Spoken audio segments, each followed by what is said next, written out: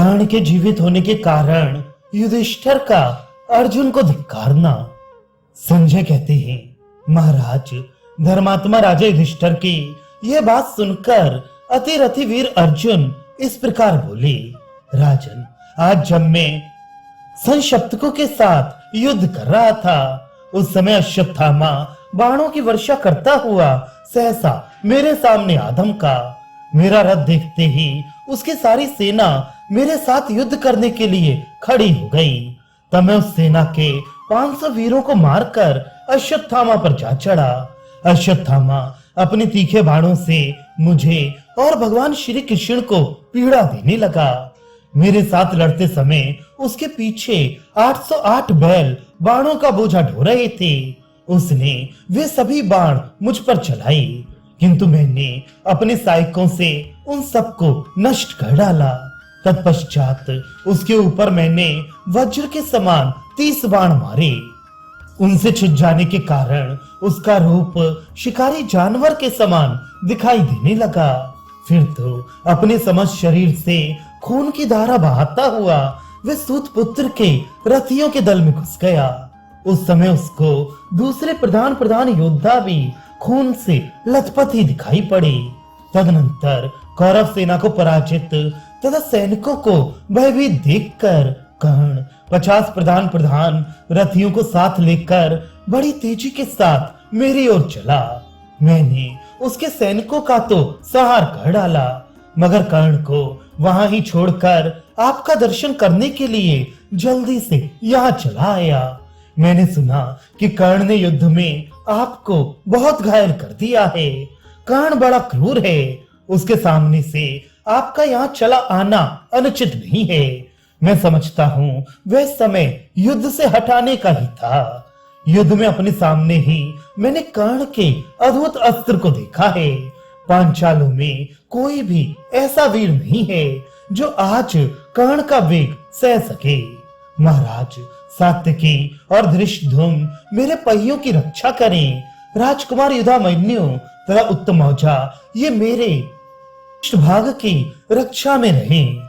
फिर मैं इस संग्राम में महारथी कर्ण के साथ युद्ध करूंगा। आपकी भी इच्छा हो तो आइए और देखिए हम दोनों किस प्रकार एक दूसरे को जीतने का प्रयास करते हैं। यदि मैं आज बलपूर्वक कर्ण को और उसके बंधु बांधवों सहित ना मार डालूं, तो प्रतिज्ञा करके उसका पालन न करने वाले को जो कष्टप्रद गति मिलती है वही मुझे भी मिले। अब मैं आपसे युद्ध में जाने के लिए आज्ञा चाहता हूँ। आशीर्वाद दीजिए जिससे रण में मेरी विजय हो। राजन, मैं सूतपुत्र कर्ण, उसकी सेना तथा संपूर्ण शत्रुओं का संहार करूंगा। युधिष्ठिर कर्ण के बाणों की चोट से बहुत कष्ट पा रहे थे। अर्जुन के मुख से जब उन्होंने कर्ण के जीवित रहने का समाचार सुना तो उन्हें बड़ा क्रोध हुआ। वे धनंजय से इस प्रकार बोले, तात, तुम्हारी सेना शत्रुओं से तिरस्कृत होकर रण से भाग गई है, और तुम जब कर्ण को नहीं मार सके तो भयभीत होकर भीम को अकेले ही छोड़ यहाँ भाग आए। ये तुमने खूब स्नेह निभाया। वीर माता कुंती के गर्भ से जन्म लेकर यह अच्छा काम नहीं किया। द्वैत वन में तुमने ये सच्ची प्रतिज्ञा की थी कि मैं अकेले ही कर्ण को मार डालूंगा। फिर उसे जीते जी ही छोड़कर तुम यहाँ कैसे चले आए? अर्जुन, जब तुम जन्म लेकर 7 दिन के ही हुए थे, उस समय आकाशवाणी ने कुंती से कहा था, यह बालक इंद्र के समान पराक्रमी होगा, समस्त शत्रुओं पर विजय पाएगा। ये खांडव वन में संपूर्ण देवताओं तथा सब प्राणियों को जीत लेगा। राजाओं के बीच यह मद्र, कलिंग, केकय तथा कौरव वीरों का संहार करेगा। संसार में इससे बढ़कर कोई भी धनुर्धर नहीं होगा। कोई भी प्राणी कभी युद्ध में इसे परास्त नहीं कर सकेगा। यह संपूर्ण विद्याओं का ज्ञाता तथा जितेंद्रिय होगा। इच्छा करते ही यह समस्त प्राणियों को अपने अधीन कर लेगा। चंद्रमा के समान इसकी कांति होगी और वायु के समान वेग। यह स्थिरता में मेरु और क्षमा में पृथ्वी के समान होगा। सूर्य के समान तेजस्वी, कुबेर के समान धनी, इंद्र के समान पराक्रमी और भगवान विष्णु के समान बलवान होगा। कुंती, जैसे अदिति के गर्भ से शत्रुहंता विष्णु ने जन्म लिया था, उसी प्रकार तुम्हारा ये महात्मा पुत्र भी तुम्हारे गर्भ से उत्पन्न हुआ है।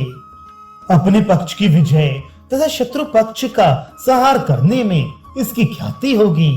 इससे ही वंश परंपरा का विस्तार होगा। इस प्रकार शशरंग पर्वत के ऊपर ये आकाशवाणी हुई थी, जिसे अनेकों तपस्वियों ने सुना। तो यह सत्य नहीं हुई। निश्चय ही अब देवता भी झूठ बोलने लगे हैं।